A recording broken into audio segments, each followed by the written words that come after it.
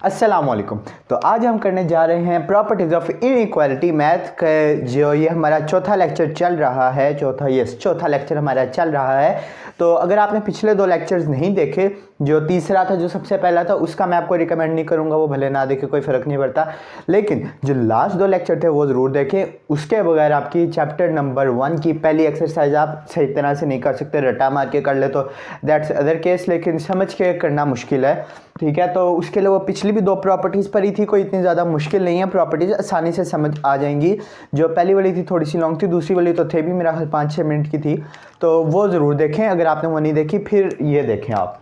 तो अगर आपने देखनी है तो आए फिर इसको शुरू करते हैं। तो प्रॉपर्टीज़ ऑफ इनइक्वालिटी, ठीक है। तो इनइक्वालिटी का हमें मतलब पता है क्या होता है। इनइक्वालिटी होती है लेस देन या ग्रेटर देन, ठीक है। क्या वो इनइक्वालिटी है, इक्वल नहीं है। अब एक चीज़ छोटी होगी या एक चीज़ बड़ी होगी। तो जो सबसे पहली प्रॉपर्टी है वो है प्रॉपर्टी ऑफ ट्राइकोनोमी, ठीक है।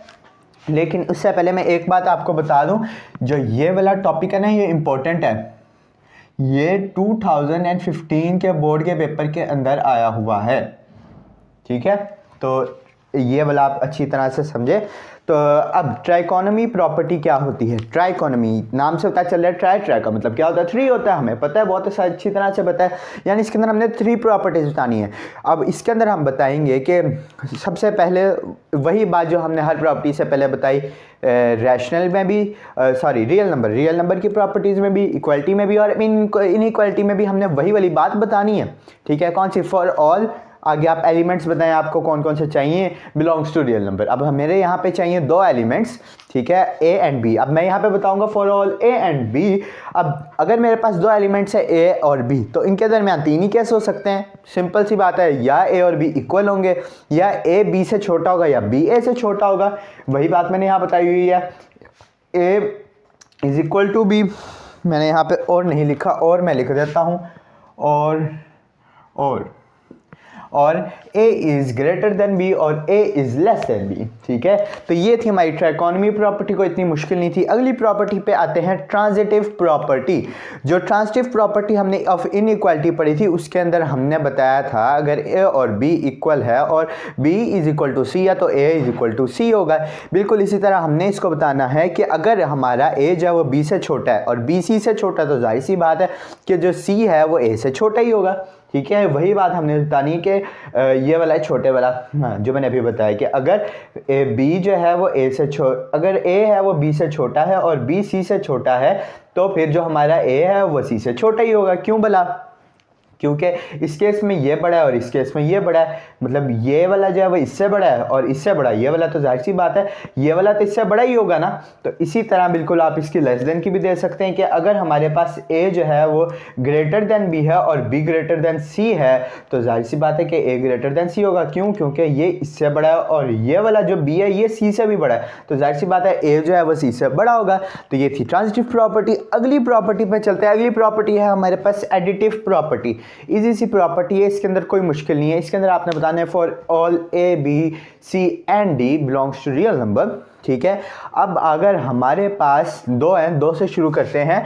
अगर हमारे पास a जो है वो b से छोटा है, ठीक है, a b से छोटा है, तो अगर हम उसके अंदर c प्लस करेंगे, a के अंदर c प्लस करेंगे और b के अंदर c प्लस करेंगे, अब c तो वैल्यू सेम है, तो जाहिर सी बात है जो हमारी a वाली वैल्यू थी जो पहले छोटी थी वो तो अभी भी छोटी रहेगी। क्यों? क्योंकि सेम वैल्यू दोनों में प्लस हुई है, इसलिए कोई फ़र्क नहीं पड़ेगा अगर हम दोनों साइड पे c को प्लस करते हैं। अगर a b से छोटा है तो a प्लस सी भी b प्लस सी से छोटा ही होगा। अगर a b से बड़ा है, if a is greater than b, तो फिर जो हमारा a प्लस सी है वो b प्लस सी से बड़ा होगा। वही बात इन्होंने बताई हुई है पहली 2 के अंदर। अब जो दूसरी 2 है उसके अंदर एक c भी ऐड हो गया है कि अगर हमारे पास a जो है वो b से बड़ा है और c d से बड़ा है, ठीक है, तो a plus C is greater than b plus d, ठीक है। वो कहना क्या चाह रहा है कि अगर हमारे पास ये ग्रेटर वाला मैंने बताया ना कि a ग्रेटर है b से और c ग्रेटर है d से। अब दोनों ये जो दोनों लेस देन वाले हैं, ये मैंने गलत कर दिया है थोड़ा सा, ये a प्लस सी और b प्लस d था, सॉरी, हो जाता है, यहाँ पर बी आना था और यहाँ पर भी सी आना था। हम अब दोनों जो लेस देन है, अगर दोनों छोटे हैं, इन दोनों को मैं प्लस कर भी दूंगा तो भी वो इन दोनों से तो छोटे ही रहेंगे। क्यों? क्योंकि इस केस में ये बड़ा था, ठीक है, और ये क्योंकि बड़ा था और ये इस वाले केस में बड़ा था, दोनों बड़े थे, दोनों को ऐड करूंगा तो मेरे पास आंसर ज़्यादा आएगा। ये छोटा था, ये भी छोटा था, इन दोनों को ऐड करूंगा तो आंसर मेरे पास छोटा आएगा। तो a plus C B plus D से छोटा होगा। और इस केस के अंदर क्योंकि a मेरा छोटा है, c भी छोटा और b और d बड़े हैं, दोनों बड़े को ऐड करने पर आंसर भी मेरा बड़ा आएगा दोनों छोटी वैल्यू से। तो ये थी हमारी एडिटिव प्रॉपर्टी। अब बारी आती है मल्टीप्लिकेटिव प्रॉपर्टी की। जो मल्टीप्लिकेटिव प्रॉपर्टी है वो थोड़ी सी डिफिकल्ट है, तो आइए उसको करते हैं जी। तो मैं इरेज कर चुका हूँ, अब पढ़ते हैं मल्टीप्लिकेटिव प्रॉपर्टीज। मल्टीप्लिकेटिव प्रॉपर्टीज क्या होती हैं हमारे पास? मल्टीप्लिकेटिव प्रॉपर्टीज़ की हमारे पास 3 कंडीशन है, ठीक है। मैं सबसे पहली कंडीशन लिखने के लिए मैं बताता हूँ इसको, for all A and B belongs to real number, ठीक है। ये तो आपने हर चीज़ के शुरू में लिख देनी है, आंखें बंद करके लिख देनी है आपने, ये हर किसी के अंदर आती है।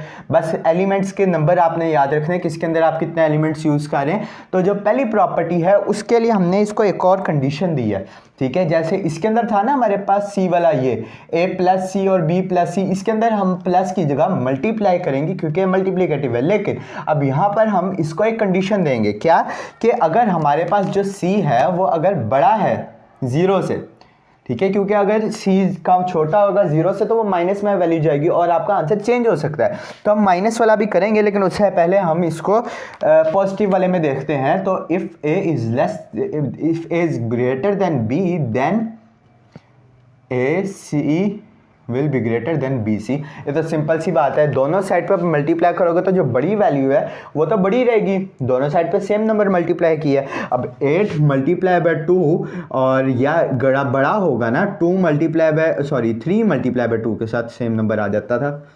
हाँ अब ठीक है, 3 मल्टीप्लाई बाय 2। अब दोनों का आंसर करो तो बड़ा तो मेरे पास 8 मल्टीप्लाई बाय 2 ही आएगा, क्योंकि यहाँ पे ऑलरेडी बड़ी वैल्यू। बिल्कुल सेम इसी तरह हमारे यहाँ पर भी बड़ा नंबर ही आएगा। अब यही वैल्यू हमारे से यही काम हम करेंगे लेस देन के साथ। If a is less than b then ac will be less than bc। Simple, ये हो गई हमारी लेस देन की कंडीशन के साथ। लेकिन अब जब कंडीशन आएगी हमारी c इज लेस देन 0 के साथ, वो ग्रेटर देन 0 था, पॉजिटिव था, लेकिन अब इसके अंदर होगी नेगेटिव वैल्यूज, तो फिर हमारे पास क्या होगा? If a is greater than b then ac should be less than bc। क्यों?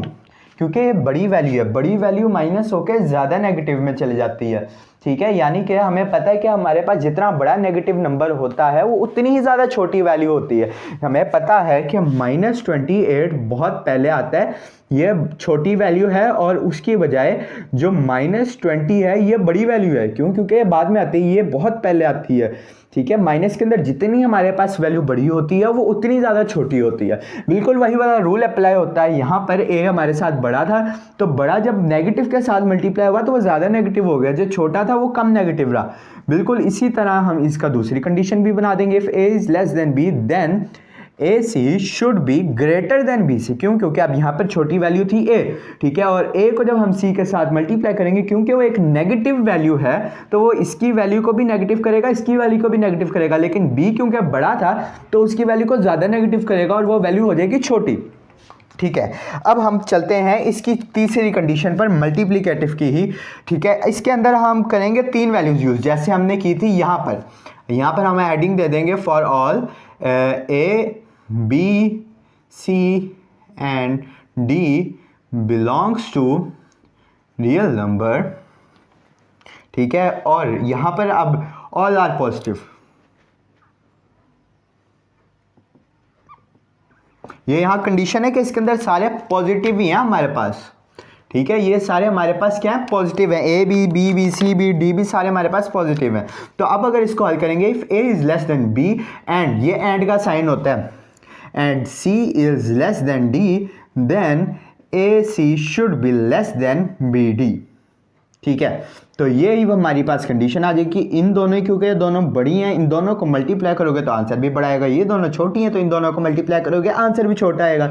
इसी तरह हम लेस देन की कंडीशन भी बना लेते हैं, and c is less than d then ac should be less than bd, ठीक है, कि ये दोनों अब छोटी वैल्यूज इन दोनों को मल्टीप्लाई करेंगे आंसर भी छोटा आएगा, ये दोनों बड़ी हैं इन दोनों को मल्टीप्लाई करेंगे हमारे पास आंसर भी बड़ा आएगा। तो ये था आज का हमारा छोटा सा टॉपिक और यहाँ पर हमारी 1.1 की थ्योरी का पार्ट हुआ खत्म। अब हम आगे इंशाल्लाह नेक्स्ट लेक्चर जो होगा वो होगा हमारा एक्सरसाइज 1.1 का, जिसके अंदर हम करेंगे सवाल सॉल्व। मुझे भी थ्योरी अच्छी नहीं लगती मैथ में, मुझे भी सवाल सॉल्व करना ज़्यादा अच्छा लगता है, तो उम्मीद करता हूँ वो वीडियो आपको इससे ज़्यादा पसंद आएगी। तो बाकी ये था आज का छोटा सा इजी सा टॉपिक, होप्स आपको समझ आ गई होगी। थैंक यू वेरी मच, अल्लाह हाफिज़।